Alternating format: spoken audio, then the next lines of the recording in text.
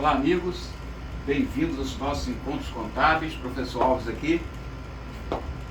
Desta feita veremos a contabilidade geral para IAGS, aula 8, dando sequência.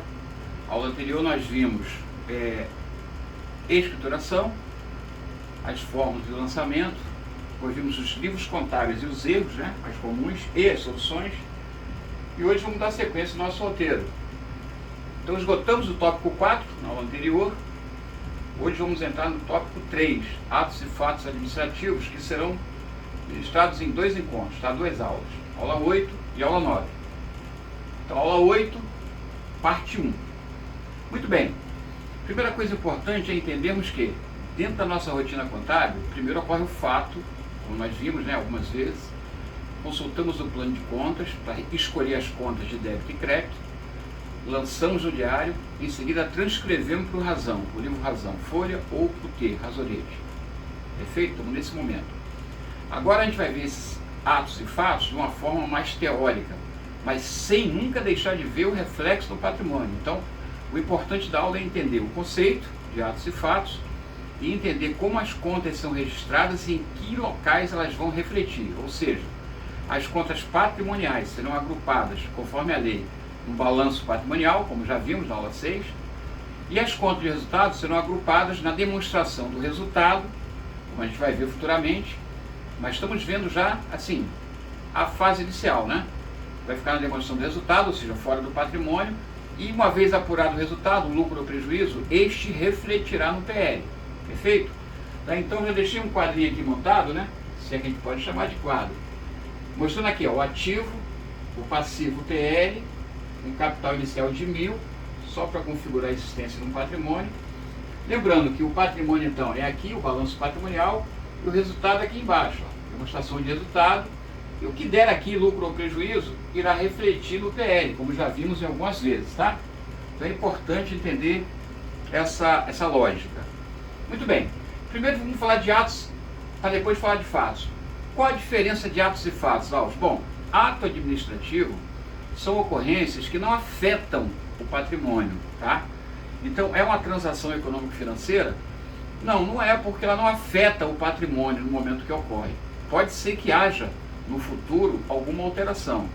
Então, há dois tipos de atos, tá? Há os atos administrativos relevantes, são aqueles que podem, no futuro, alterar o patrimônio, e há os atos administrativos que não são relevantes, de qualquer maneira, nenhum deles é registrado, tá? Ato administrativo. Acontecimentos que não provocam alteração. Então, não provocam alteração, a princípio, não são registrados. Mas se ele for relevante, qual é o exemplo deles? Bom, contrato de empregado segura, fiança em favor de terceiro, contrato de seguro, remessa de duplicata ao banco para cobrança, calção bancária duplicata. São todos atos administrativos que não vão afetar o patrimônio no momento que ocorrem. Alguns deles caem muito em prova, A gente vai trabalhar mais com os que caem em prova. Alguns deles são chamados atos relevantes. Então embora a lei só mande, a lei 6404, quando eu falo a lei sempre é a 6404 de 76, a lei das SAs. Embora a lei diga que esse ato relevante deve ser comentado, colocado em nota explicativa, que atualmente nota explicativa já é considerada até uma demonstração, Mas seria assim, você faria o balanço patrimonial, a demonstração do resultado, as demais demonstrações obrigatórias para a sua empresa, e esse ato relevante colocaria na nota explicativa, dizendo, por exemplo, a empresa contratou um seguro no valor de 1 milhão, etc, prazo de vigência tal. Então, seria somente para colocar em nota explicativa, ou é somente para colocar em nota explicativa segundo a lei. Porém, o Conselho Federal de Contabilidade abre a possibilidade de nós registrarmos em contas de compensação, ou seja, as famigeradas contas extrapatrimoniais. Nós comentamos na aula 6, lembra? O plano de contas, ele tem três tipos de contas. Tem as contas patrimoniais, bem, direito, obrigação e PL, as contas de resultado, despesa e receita. E mencionei as contas extrapatrimoniais, que poderiam ter lá. Mas como a lei não obriga ao registro em conta extrapatrimonial, a gente deixou de fora. Estou trazendo agora aqui à tona novamente, só para a gente entender que pelo Conselho Federal eu posso registrar o ato relevante em conta de compensação ou extrapatrimonial, como queiram. Por exemplo, Contrato de seguro, eu lançaria seguros contratados a contrato de seguros, ponto. Mas essas contas vão ficar onde? Diária e razão, pode ir para o balancete, pode, mas não vai para o balanço patrimonial, tá certo? Na hora de estampar o balanço, vai somente ter uma nota explicativa dizendo que houve uma contratação de seguro e tal. Câmbio. Agora, note bem, no caso do contrato de seguros, se eu contratar um seguro de 1 milhão, por que é um ato relevante? Porque não vai afetar em 1 milhão meu patrimônio agora. Pode ser que no futuro afete, se houver o sinistro, né? Ok. Só que para eu ter direito, né, nesse contrato, a ter direito a esse valor segurado, eu tenho que pagar um prêmio de seguro, que é uma despesa. Aí sim, esse valor que eu pago de prêmio de seguro, a gente vai contabilizar, vai ser objeto das próximas aulas, tá? Na aula 10 vamos falar sobre isso, contabilização de prêmio de seguro. Mas o contrato em si, a contratação é apenas um ato relevante. Então eu posso lançar, por exemplo, ó, seguros contratados, débito, eu digo que é uma conta extra patrimonial de ativo, né, ou ativa. Há seguros contratados, que é uma conta extra patrimonial passiva. Bom, não vai ter efeito no patrimônio, não vou me preocupar com isso, tá? Só vou memorizar esses lançamentos, porque pode ser que a prova cobre, já cobrou alguma coisa parecida. Outro exemplo seria a remessa de duplicata como garantia por empréstimo. Observe, você pegou o empréstimo, então já vimos esse lançamento. Debito caixa ou banco pelo valor recebido e credito duplicata a pagar, empréstimo a pagar como obrigação. Só isso. Isso afetou o patrimônio. O fato de eu mandar a remessa como garantia, ou seja, a duplicata que eu tenho a receber, eu dei ao banco como garantia caso eu não consiga pagar esse empréstimo, isso é um ato relevante. Não vai afetar agora. Então eu posso lançar assim, ó, duplicatas em calção bancária, a calção bancária duplicatas. Seria um outro exemplo, beleza? Também poderia ser um aval ou fiança em favor de terceiros. Então, fiança concedida, né?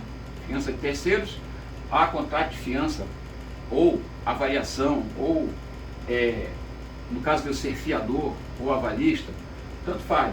Sempre o lançamento é similar. Ah, mas eu tenho que decorar esse lançamento? Pelo menos esse aqui, né, que é muito comum, seguro contratado a contrato de seguros. E duplicata em calção ou a calção bancária duplicata. São os lançamentos mais comuns, tá? Podia ser também remessa de duplicata para cobrança simples. O que é isso? A gente verá em outra oportunidade também. É como eu pego minha duplicata a receber, por exemplo, fiz 3, 4 vendas a prazo para vários clientes. Eu pego essa duplicata que o cliente assinou, que é um direito meu, duplicata a receber, com 60 dias, a outra duplicata do cliente X a receber com 90 dias, eu pego essas duplicatas e posso levar ao banco para descontar, ou posso levar ao banco para que o banco promova a cobrança para mim e coloque direto na minha conta. Em qualquer caso, né, quando eu remeto a duplicata no banco como garantia por empréstimo, seria esse lançamento. Se fosse para cobrança simples, eu lançaria duplicatas em cobrança simples, né? Duplicatas a serem cobradas, algo do tipo. Observa que o nome aqui não precisa ter lógica, né? Remessa duplicata, a duplicata em cobrança, algo nesse sentido. Só para registrar que a duplicata não está comigo, foram para o banco. É um ato relevante, tá? Então, resumindo, ato administrativo não registra, relevante não registra, segundo a lei, mas se eu quiser registrar em conta de compensação, tudo bem, há o apoio técnico, né? A indicação pelo Conselho Federal, aí eu posso lançar, tá? Dessa forma. Mais uma vez, para reforçar, a lei não fala nada sobre a conta de compensação, mas ela manda que os atos relevantes, né, sejam relatados em nota explicativa, fechou? Então esse é o ato administrativo ou o ato contábil, sinônimo, tá? Tá, e fato? Não, fato é diferente. Aí fato, ele vai necessariamente alterar o patrimônio. Fato administrativo são qualquer ocorrência, ou seja, qualquer transação econômica financeira que altere o valor do patrimônio, podendo ou não alterar o patrimônio líquido. Ou seja, pode haver troca entre valores do ativo e passivo, ou valores do PL dentro do próprio PL, de forma que a qualidade pode mudar, mas a quantidade não. E no caso do permutativo. No caso do modificativo, que é uma outra classificação, aí sim, ele vai necessariamente alterar a quantidade do PL. Beleza? E quando for misto, ele vai ter a permuta e também vai alterar o PL. Então, de forma bem breve, fato administrativo é toda ocorrência que afeta o patrimônio, podendo ou não afetar o PL. Quando é que afeta o PL? Quando for modificativo ou misto. Tá? Modificativo ou misto, ele pode aumentar ou diminuir o PL. Quando é que não afeta o PL quantitativamente? Quando ele for um fato permutativo. É isso que a gente vai ver a partir de agora, tá? Vou abrir só um parêntese, antes de falarmos dos fatos permutativos, modificativos e mistos, que é essa classificação que já caiu várias vezes em concurso, vai cair novamente. Eu só vou reforçar aqui, ó, antes de conhecer as alterações, como é que ocorre o fato inicial na formação do patrimônio. A gente já viu aqui, quando eu formo o patrimônio é sempre capital e caixa, lembra? Caixa é capital social, pela constituição e integralização do capital social. Ou então banco contra movimento a capital social, pela integralização com o depósito bancário, capital social. É bom que a gente dê uma olhada somente para afirmar dois conceitos aqui, ó. Não muito comum no nosso concurso, mas vamos lá. Para eu contabilizar os fatos no início, eu posso dividir em dois momentos, principalmente se for uma sociedade anônima, tá? De modo geral, as empresas de pequeno e médio porte, esses dois momentos vão se confundir, como nós já exemplificamos até aqui. Ou seja, quando eu formo capital é quando eu digo, eu constituo o valor dele no contrato social, se for uma limitada, ou no estatuto da empresa, se for uma SA. Então, pensando numa forma macro, no caso uma SA, o primeiro momento é constituir. É o momento que o proprietário providencia o registro no órgão competente, ou seja, para dotar de personalidade jurídica. Ele vai dizer que, ele vai indicar os bens que ele vai começar, ele vai dizer qual será o valor do capital. Então, essa conta será a conta capital social nominal ou subscrito, ou seja, o que ele assinou no contrato, no estatuto, dizendo que será o capital. Momento 1. O segundo momento é quando ele realiza, ou seja, ele entrega o valor que ele prometeu na subscrição. Tá? São dois momentos. Vimos tudo junto até aqui, vamos separar agora em dois momentos. E como seria o registro desses dois momentos? Bom, aí vão surgir alguns conceitos de capital, que pode ser que caia em concurso, para te enrolar. Vou falar brevemente cada um deles. Ó. Capital autorizado, isso é caso de sociedade anônima. Os acionistas autorizam previamente um capital de X milhões. Mas, na hora de subscrever o capital nominal inicial, não necessariamente será o valor total autorizado, pode começar com menos. Ah, autorizou 1 milhão, vou começar com 900 mil. Então, o que é esse capital autorizado? É um valor previamente autorizado pelos acionistas majoritários, com direito a voto, para que, caso a entidade queira aumentar esse capital no futuro, já tenha a autorização deles até aquele valor. Notaram? Então, capital autorizado não é um valor que eu vá contabilizar no meu balanço, só para você saber. Capital subscrever é o que está autorizado, mas eu não subscrevi, é a diferença. Por exemplo, se está autorizado 1 milhão, eu subscrevi 900, então falta subscrever 100 mil. Beleza? Capital nominal, inicial ou social, a gente já sabe, são sinônimos. Tá? É o capital com que a pessoa vai iniciar a empresa, é o que ele subscreve, é o mesmo capital subscrito. Capital pelo qual só se obriga perante a entidade, no ato da assinatura do contrato do estatuto. Capital social. Capital realizado ou integralizado é a parte do capital prometido que foi entregue. É o capital realizado. É o mesmo capital social ou nominal. Se foi tudo integralizado, é a mesma coisa, né? Quanto é o capital realizado? 100 mil. Ah, quanto foi subscrito antes? 100 mil. Bom, se era 100 mil, integralizou 100 mil, beleza. Capital realizado é o capital nominal, está totalmente realizado. Mas, se o capital inicial eu disse que é 100 mil, e na hora de entregar só entreguei 90 mil, então falta realizar, capital a realizar, será, né? Essa parcelinha que falta, os 10 mil. Então, note, o que fica para mim de importante desses conceitos que você tem no material, tá? Não está dispensado não, dê uma lida no material, mas em suma, o que interessa para mim é isso aqui.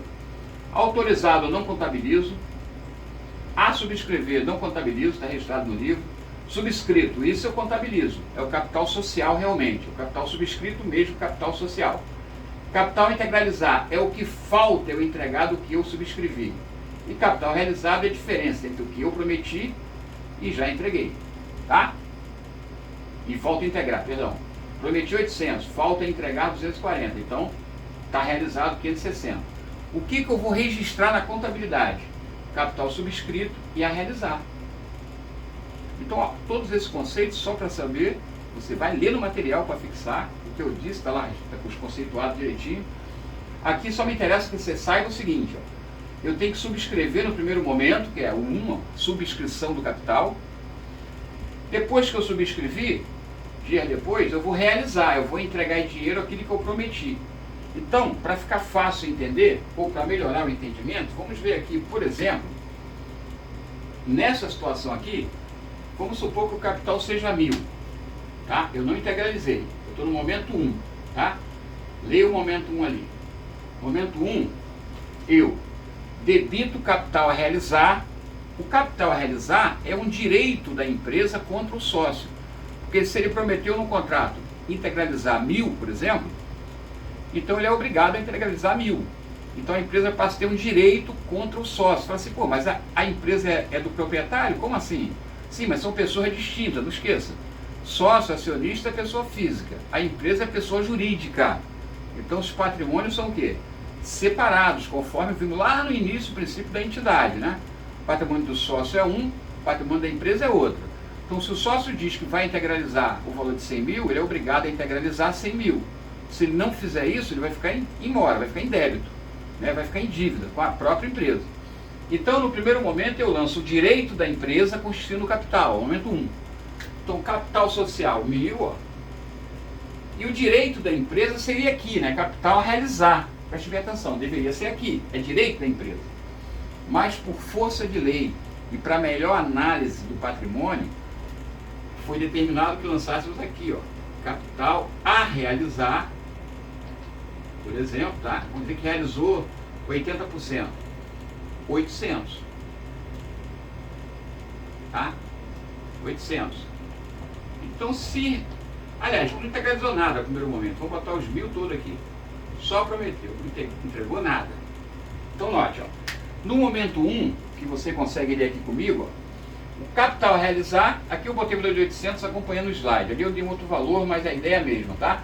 Capital a realizar, direito da empresa, capital social, formou a empresa. Capital a realizar, débito, a capital social, crédito, momento 1. Então, direito da empresa, deveria estar aqui o direito, porém, por força de lei, vai ficar aqui, como conta redutora de PL. Redutora, por quê? Porque ele é devedora. Então, quando eu analisar aqui o patrimônio líquido, eu vou dizer o capital 1000 credor, menos capital realizar 1000 devedor, patrimônio líquido total 0, nulo. Ou seja, o capital só está constituído, né? Só está subscrito, mas não está realizado. Notaram? Aí no dia seguinte, né, quando não é tudo à vista, no dia seguinte, uma semana depois, vai haver integralização. Aí o caixa vai receber o valor. Vamos supor então que logo em seguida foi totalmente realizado. Aí seria os 1000 viriam para o caixa. Mas vamos supor que, como diz aqui, ó, só 70% foi realizado. Então, se 70% foi realizado, vai ser 700 para o caixa. Vai ser o 2. E vai acreditar aqui em capital realizado, porque é como se o direito estivesse diminuindo, né? Ou seja, meu capital a realizar agora, o direito, não é mais de 1000, é 1000 menos 700, é somente 300. Captaram? Então o saldo aqui, ó, vai ficar um saldo de 300. Aí observa, 1000 do capital menos 300 do devedor, vai dar um total de 700 no lado passivo. E o caixa com 700 que está no caixa, né? O ativo com 700 que é o valor que está no caixa. Beleza? Então note, primeiro momento, pela subscrição, debito capital realizar, credito capital social. Ponto. Segundo momento, integralização, debito a conta com a qual foi integralizado, pode ser dinheiro, né? Pode ser dinheiro e outros bens, não tem problema. E credito a conta de direito da empresa, capital a realizar. Credito para diminuir o direito. Agora o direito da empresa é só de 300. Observaram? Muito bem. Reflita sobre isso e é esse o conceito apenas, tá? Então, sintetizando aqui, ó, De todas as nomenclaturas de capital que existem, o que mais me importa é capital subscrito, que é quanto eu prometo que vou entregar, capital a integralizar, que é o que vai faltar se não integralizar tudo à vista, e esses valores são contabilizados, capital social ou capital subscrito e capital a realizar. Num outro momento, se houvesse integralização do restante, eu creditaria aqui 300, capital a realizar assumiria, e debitaria 300 no caixa pelo recebimento do restante. Aí ficaria, segundo momento, caixa ficaria com 1.000 e capital social com 1.000. E essa conta desapareceria. Por quê? Acabou o direito da empresa, foi totalmente integralizado. Perfeito? É somente isso. Muito bem. A observação aqui no final. A Lei 6404, na fase inicial da empresa, ela determina, né? Seja integralizado no mínimo 10% do capital social em dinheiro, através de depósito bancário. Isso é interessante porque uma sociedade anônima, né, uma sociedade de capital, as pessoas não se conhecem.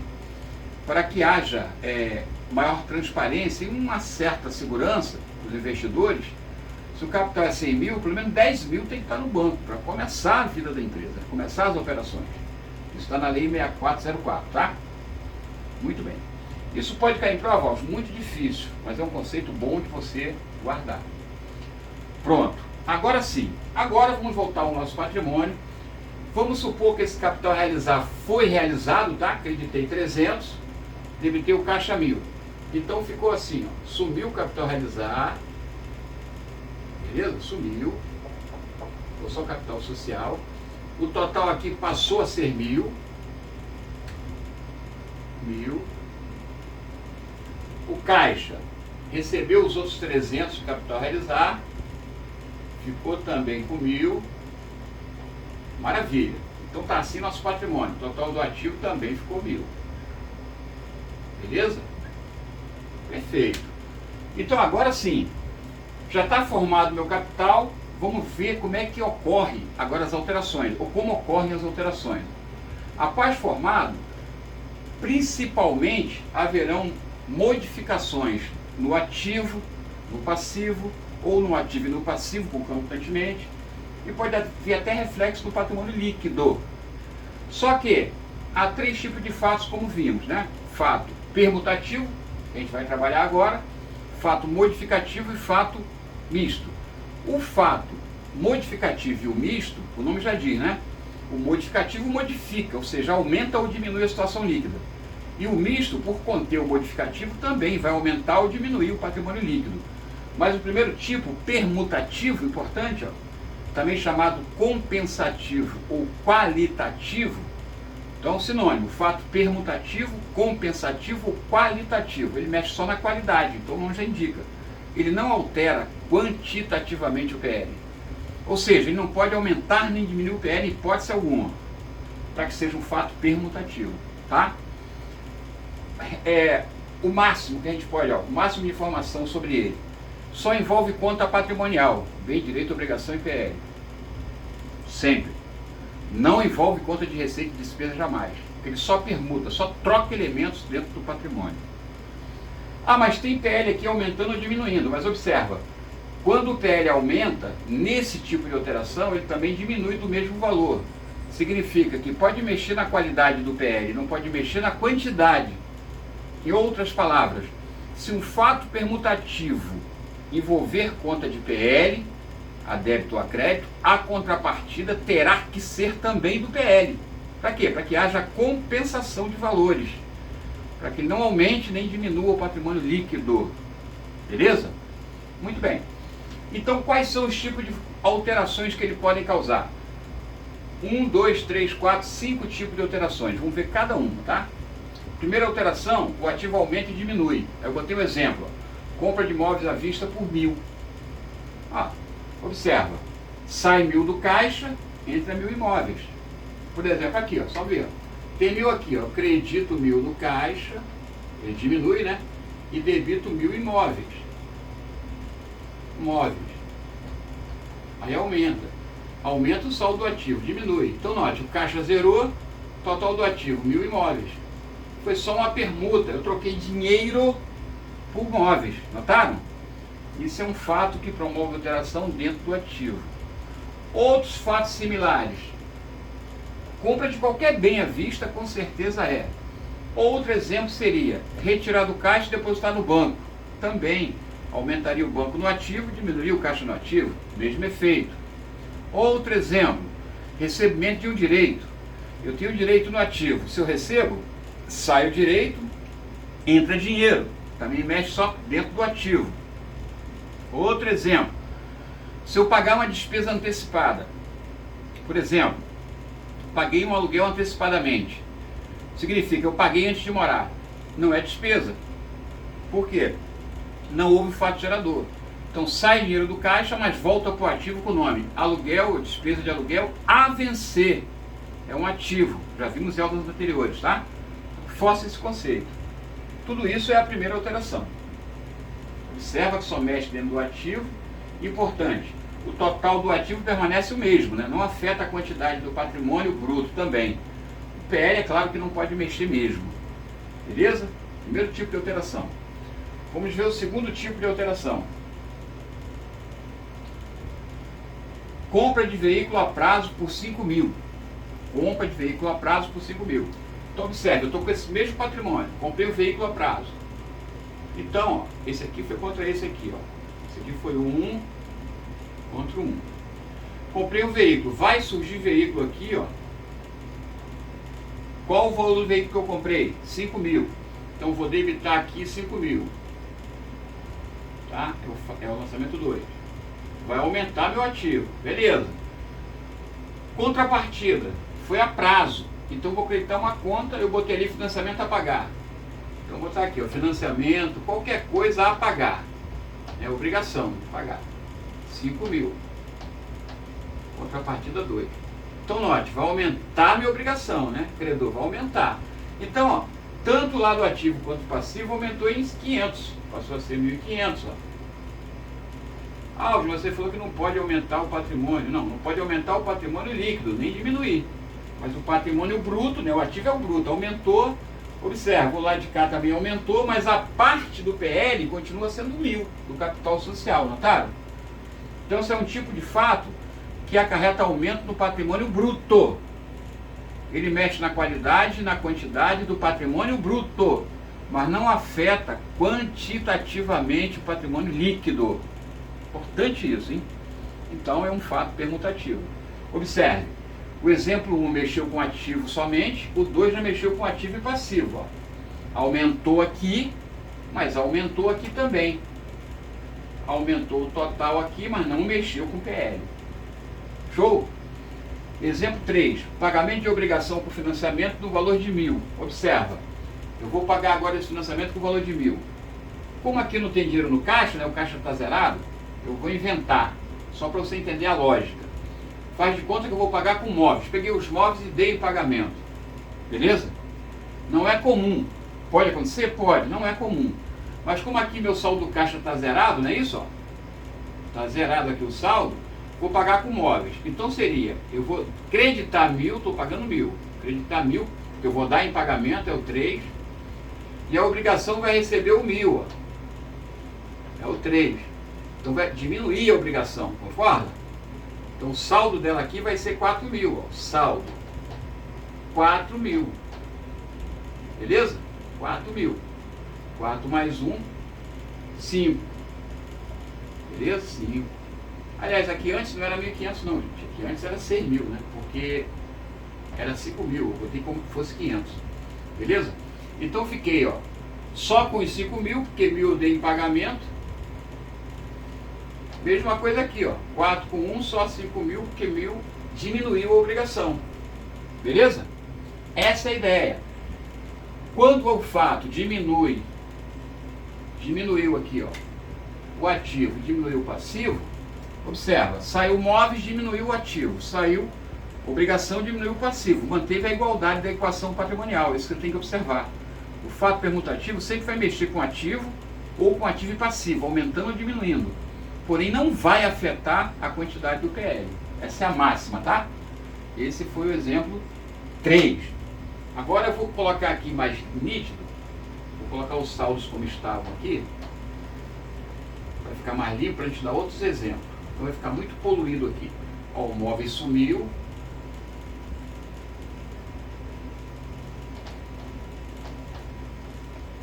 Vamos lá.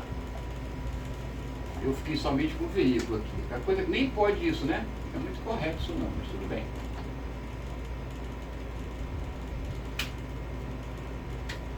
Aqui ficou a obrigação. Ó, financiamento a pagar. 4.000, lembra? O saldo era 4.000, total 5.000, tá certo? E o veículo 5.000. Tá certo. Muito bem. Então, antes de passar para o fato 4, para fazer sentido, vamos inventar um outro fato aqui, ó.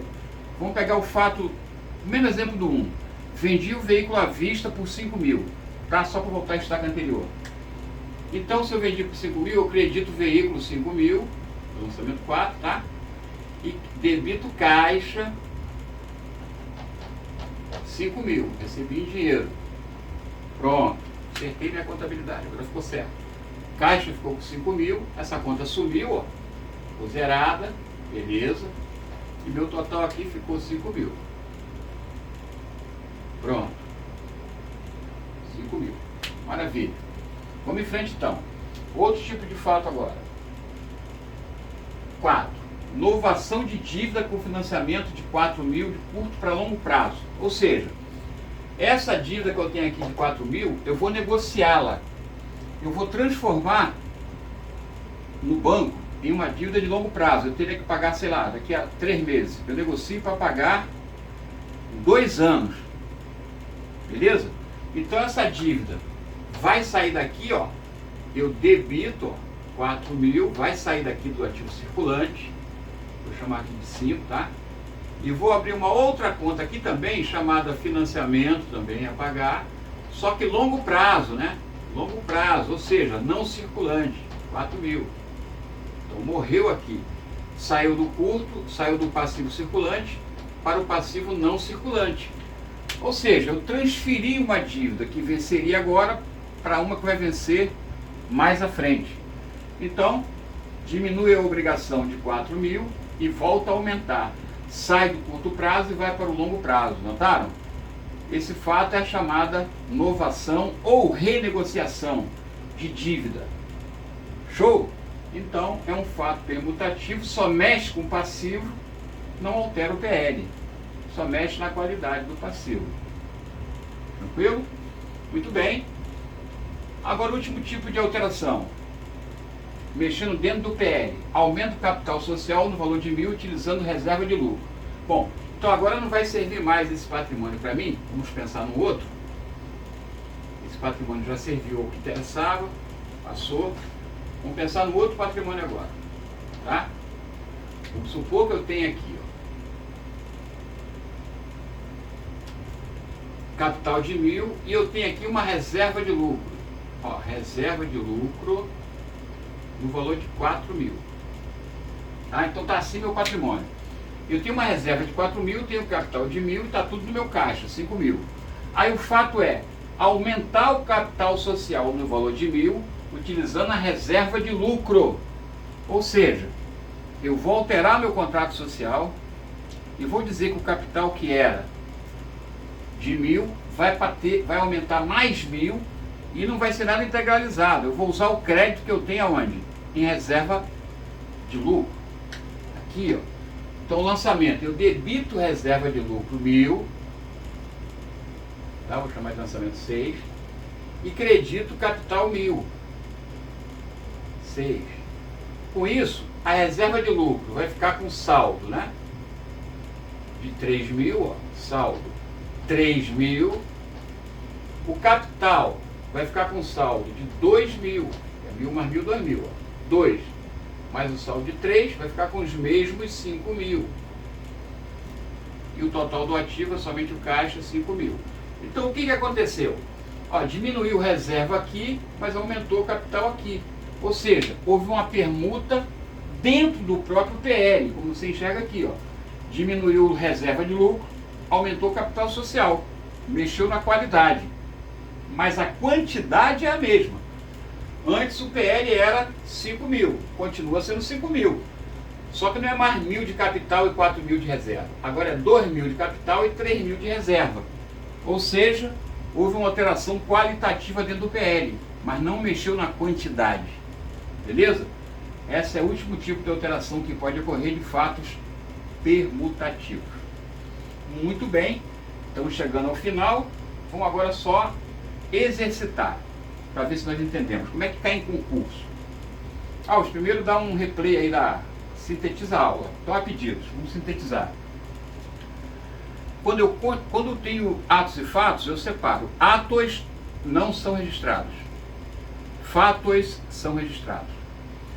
Atos, se forem relevantes, tem que ser mencionado em nota explicativa as demonstrações, segundo a Lei 6404. E podem ser escriturados em contas de compensação ou extrapatrimoniais, como o CFC orienta. Beleza?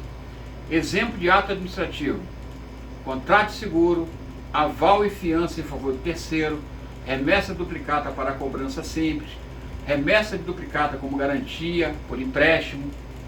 São os exemplos mais comuns. Beleza?